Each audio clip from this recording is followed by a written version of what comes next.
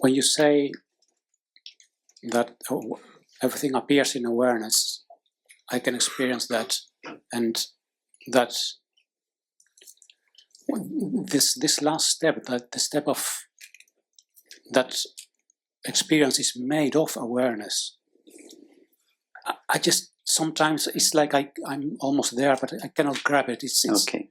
It's okay. like in my mind is etched that there is a world and I'm here, and you know. Okay. So take a thought. It doesn't matter the content of the thought. Is there anything to a thought other than the experience of thinking? No. And is there anything to the experience of thinking other than the knowing of it? No. Okay, so now take your experience of the body, which you experience mostly as sensations. Is there anything to a sensation other than the experience of sensing? There's only sensing and different types of sensations. But different types of sensations are all made of sensing. Yes. And is there anything to the experience of sensing other than the knowing of it? Yes, knowing, experiencing. Okay. And now take your experience of the world. Seeing, hearing, sights, sounds, tastes, textures and smells. Let's call it perceptions. Mm-hmm. Take your current perception, the sight of this room, the sound of my voice, etc. Is there anything to a perception other than the experience of perceiving? My direct experience is that there's only perceiving. And is there anything to the experience of perceiving other than the knowing of it? No, there's only the knowing of perceiving. And is the knowing out of which your thoughts, sensations and perceptions are made the same knowing, or three different types of knowing? It's the same knowing. It's one knowing. Okay, so now go with your attention anywhere you like in your experience and see if you encounter anything other than the knowing of it.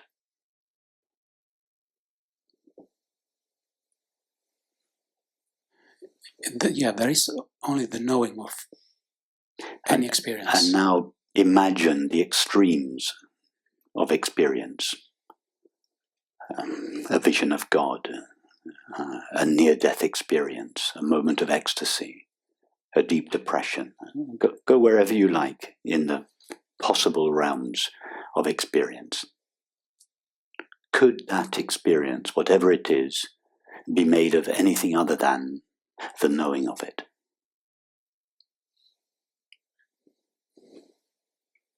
No. And now imagine God, whatever you conceive God to be. And imagine whatever God's experience might be.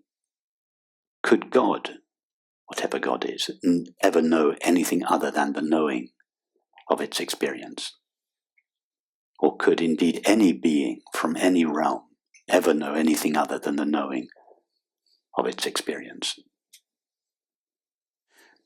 No, but there is something in this that I see this from this experience, from this point of view of But that may be so. Let's come to that in a minute. But okay. Let's just first of all establish. Okay. Just by simply looking, not by believing anything or subscribing to any non-dual philosophy, but just by looking honestly, clearly, simply at our experience and come to the understanding that knowing is the only substance that is ever known. Yes. Would you agree? Yes. You have never encountered, nor could anybody ever encounter anything other than knowing. That's true. And what is it that knows that there is knowing? Knowing. So if we're just scrupulously honest, we stay strictly with the evidence of experience, we can say there is only knowing, only knowing. Is that a true statement of your experience? Yes, but that means Okay, that now, where is the objection? that there is an idea or belief or a thought that says, but wait a minute, there exist here different human beings sitting here, and it's not one.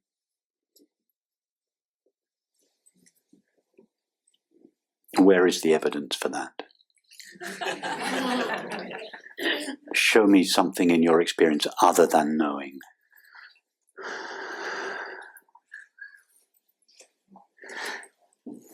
I cannot show you anything other than knowing. But if this is true, then there is no one, because this body-mind is also perceived in knowing. Tell me about it.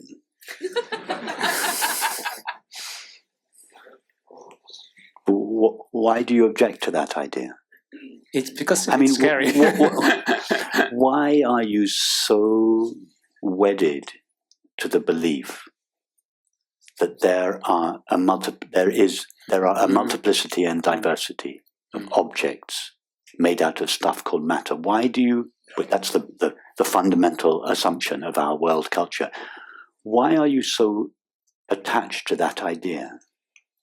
Why do you preference it over another idea, which happens to be in line with our experience, but which is that there is a single, infinite, indivisible reality made out of pure consciousness? Why do you preference the matter model? I mean, how well has the matter model served you in your life?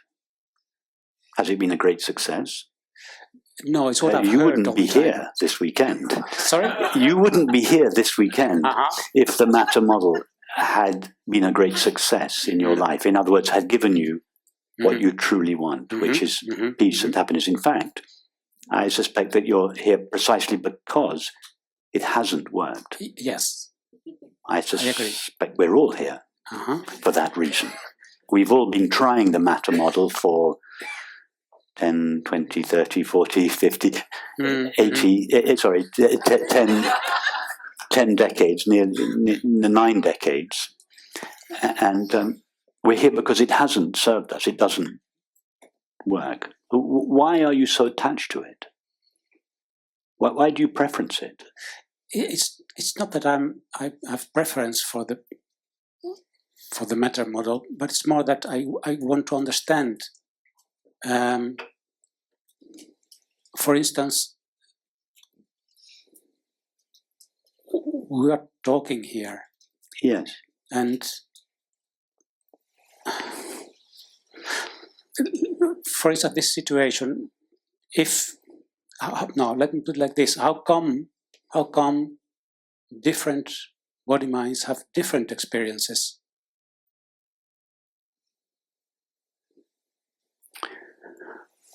Because each body mind is a localization of infinite consciousness, through whose agency infinite consciousness sees itself as the world.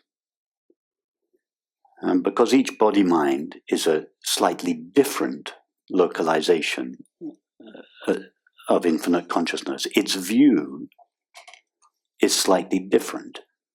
So each body mind views has a different perspective on the same consciousness. So there is one consciousness simultaneously experiencing itself through different bodies. Yes. When you have a dream at night, were you here last night? Yes. Yeah. Was anyone here not here last night?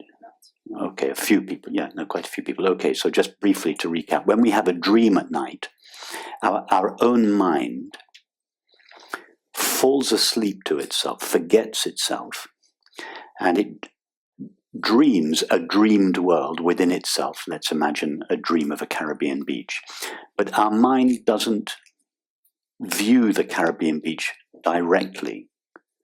In order to view the Caribbean beach, our mind has to enter into its own imagination and localize itself as a person within its own dream, from whose perspective the inside of the dreamer's mind appears as the outside world.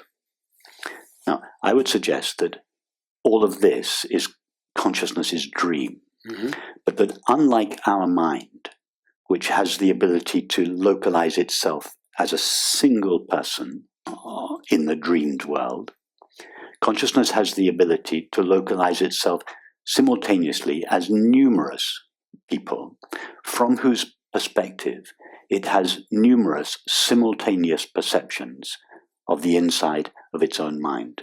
Mm-hmm. Yeah, and then waking up. I mean, a dream character in a dream at night will never wake up and see that it is a dream. Well, the dreamed character doesn't wake up because the dreamed character is not a person who has fallen asleep or wake up or can wake up. The dreamed character is just a dreamed character. It is the dreamer's mind which overlooks it, which assumes the form of the dreamed world, thereby overlooking itself. And then it is the dreamer's mind who, so to speak, folds up the dream or dissolves the dream within itself and returns to itself. Yes, and then the translation of that to let's say this Yes. dream world. Yes. Yeah. What is waking up in this dream world? Waking up would be awareness divesting itself of its self-assumed dream and going back to its pure uncolored state, pure awareness. And then when it begins the next dream, it would have the dream, but without forgetting or overlooking itself. In other words, have you ever had a lucid dream? Yes. Yes. A lucid dream is when we have a dream, but we know that we are dreaming. In other words, when the dreamer's mind doesn't forget or overlook itself. It still assumes the form of the Caribbean beach, but it does so without overlooking or forgetting itself. That would be, consciousness would first of all dissolve the dream within itself and taste or know itself again as it is. And then when the next dream began, it would do that the dream would cease to obscure its knowledge of itself. Yeah, and that's what. So we could call it lucid waking. Yeah, that is what you mean when you say being knowingly the awareness. Exactly. Yeah. Yes, exactly. That's why I say don't become the awareness, be knowingly the awareness, not only the awareness with which experience is known, not only the awareness in which all experience appears, but the very awareness out of which all experience is made, or of which all experience is the activity.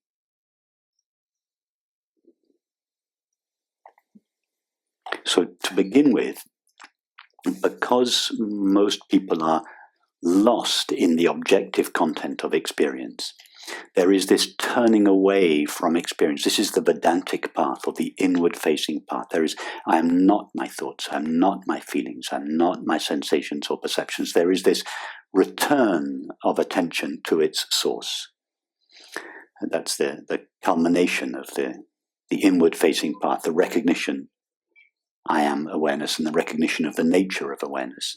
But then there is this return to the objective content. This is the tantric path, or the outward-facing path, when awareness colors itself again in all the forms of experience, but without losing the knowledge of itself. Is that tantric part something I would need to do or not? Because I've heard so many teachers emphasize the neti-neti part, but not the return. Yes.